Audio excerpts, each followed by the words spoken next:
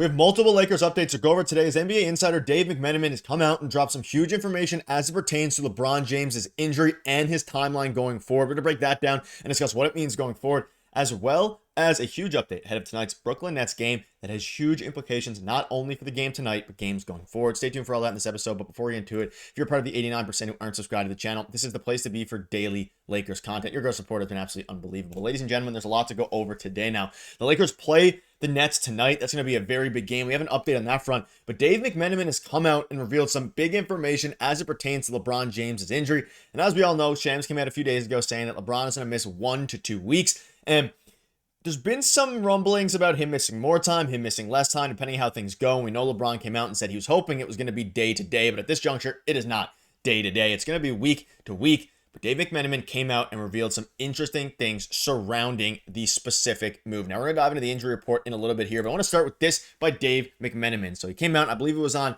either Get Up or First Take, and he said, right now, the priority is allowing that injury to rest. Then they're going to go in and evaluate it again and see where they can go regarding a pathway back to the court. Now, if you actually listen to the segment with him on there, he basically sounded very pessimistic, and we'll dive into another quote here in a minute. But as it pertains to this one, you can see here again, the priority is allowing that injury to rest. Then they're going to go in and evaluate it again. So basically, what Dave McMenamin is saying is right now, they're not really looking at a timeline for him to actually come back when it pertains to like the next week or two. Right now, they're just trying to let it rest, let it feel better, and then once it feels better, then you'll start to evaluate going forward. So it's a little bit different than, an injury like Jackson Hayes or Dorian Finney-Smith, which we'll dive into a little bit here, but it seems like they're being extremely cautious. Now, it makes a ton of sense as to why they're being cautious. It's LeBron James, the playoffs are getting closer and closer, and at this juncture, I'm not sure the Lakers care too much about that 2 seed in the West. Even though it has huge implications going forward, like we'll dive into in a minute here, they seem to be prioritizing specifically right now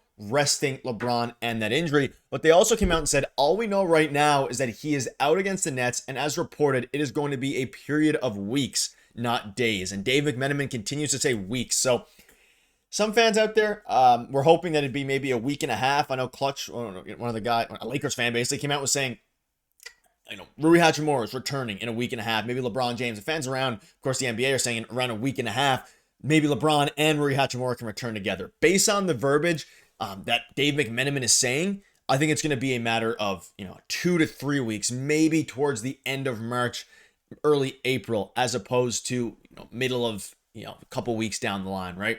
So not the most encouraging thing, but again, it is interesting, and the priority right now is 100% making sure the injury feels better right now and getting the swelling going down and things like that. But let me know down below what your thoughts are on this, because surrounding LeBron, not the best update, but also it's nothing too crazy. It's going to be weeks, not days. And he's saying weeks as in like 3 to 4 weeks. Obviously, they're not saying months or anything like that. But as it pertains to actually LeBron James, again, you can see this here now. This was the injury report as of March 10th.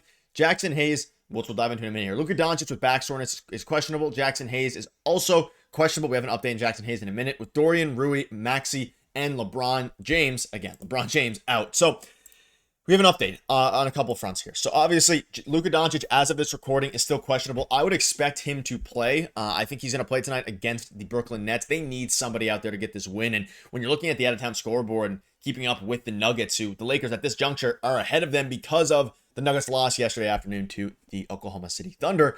But as you start to look at things here, we know Dorian Finney-Smith is out. Doncic, as of today, is still questionable. But we've also heard from David McMenamin himself that Jackson Hayes is also now out. The Lakers are going to play against the Nets handicapped. Hopefully Doncic can play. So at this juncture, I'm assuming Luka Doncic is a game time decision, meaning of course he's not going to come back, or won't know if he's going to be playing until an hour, 30 minutes before the game. But Jackson Hayes has been ruled out once again after being questionable. So that's now 2 games in a row for Jackson where he started off as questionable with his right knee contusion and has been listed out.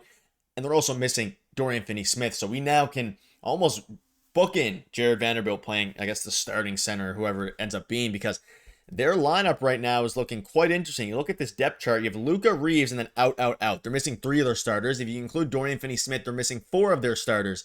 So you have to assuming Luka Doncic is playing, you'll see a lineup of Luka Doncic, Austin Reaves, either Gabe Vincent or Jordan Goodwin, Vando, and then Trey Jemison would be my guess. If they're going to go super small, then you could probably have both of those guys starting with no Trey Jemison. Like, The lineup tonight, it's going to be a bit of a skeleton crew here. They don't have a lot of options as it pertains to scoring the basketball, especially if Luka Doncic is out.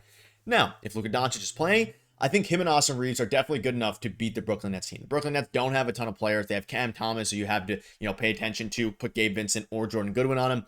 Other than that, again, they don't have a ton of talent. Nick Claxton obviously might be a bit of a matchup nightmare, but I think Trey Jemison lines up pretty well with him if he's playing. So the actual game tonight is a little bit scary, especially given the standings here. And you can look at them now. The Lakers are a half game ahead of the Denver Nuggets. But again, the Nuggets have 2 games in hand. They have 1 more win, 1 more loss. So as the Lakers, or I guess the Lakers have 2 games in hand. But as the Lakers start to, make up those games that they have in hand on the Nuggets, you have to continue to, you have the Grizzlies climbing up too. They've won 2 in a row. You have to continue to hold on to that number 2 seed. But with all of these injury updates, the one I discussed with LeBron, the one with, of course, Dorian Finney-Smith, Jackson Hayes, you can't really afford to lose these games, but the Lakers might be given no choice at this juncture because they are in a very rough spot as it pertains to injuries. You're missing 4 of your starters, realistically, and maybe even more. And for tonight, if you're looking at the out-of-town scoreboard, here's what Lakers fans are rooting for today. Lakers win over the Nets. Hopefully that happens. If it doesn't, either way, you're hoping the Grizzlies lose, the Nuggets lose, the Warriors lose, and the Celtics lose.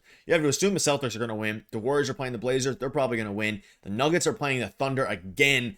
That's going to be a fantastic game. And of course, you hope the Suns are able to pull it off against the Grizzlies because we're at the point of the season now where there's not that many games left, right? There's about 20 games left in the season, or exactly 20 games left in the season for the Lakers who've played 62 so far. You need to make up ground, and they're probably going to rest LeBron James for a while, whether it be 2 weeks, 3 weeks, whatever it ends up being. They're going to be extremely cautious with him because I don't think they're going to try to get as close as they can to that 2 seed, but you're not going to risk your health in the playoffs for that 2 seed. And they have a cushion between the 2 seed and, of course, the play-in games. You do not want to fall in the 7 to 10 seed for the play-in. You do not want that to happen. It's not going to happen, you hope, especially because Luka Doncic. But you're 1 Luka Doncic injury away now, or a few games where he, tweaks his back or something. God forbid that happens. I hope it doesn't. But if it does happen, they're in a very rough shape surrounding their lineup with all these players that are out. So let me know down below what your thoughts are on that. A couple other things to note here. Looking at the NBA's latest power rankings, Lakers have jumped all the way up to 4th. They're behind the Celtics, the Thunder, and the Cavs. Curious to see what you guys think about that. I think it's a pretty reasonable spot. I still think they're a step below the Celtics right now. The Cavs obviously are a great Eastern Conference team. I'm not completely sold on them being good in the playoffs yet. I think they're a great regular season team. Gives me a little bit of vibes back to the Hawks and there in the late 2010s when they had one of the best regular season teams in the league. I think the best regular season team in the league, and then of course flared off in the playoffs. We'll see how they match up. Thunder, great team. I'm hoping the Thunder beat the Nuggets tonight. We want to see the Thunder beat as many Western Conference teams as possible in order for them to maintain that 2 spot because they did us a favor yesterday. Hopefully they can do us a favor again. And a little funny quote here by LeBron James on Markieff Morris. I missed him. We've been in the foxhole together. We've been on the floor during big games together. And there's someone whose opinion I value very much when I come off of the floor. He's watching it. He's seeing it. I'm just happy to have him back. It's great to see him. A little sneaky acquisition there in the trade deadline for Luka Doncic, getting Markieff Morris over there. But let me know down below what your thoughts are. Ton of new updates. You got to hope that the Lakers can take care of business tonight. But either way, it's going to be an interesting one. Thank you guys for watching. Cheers.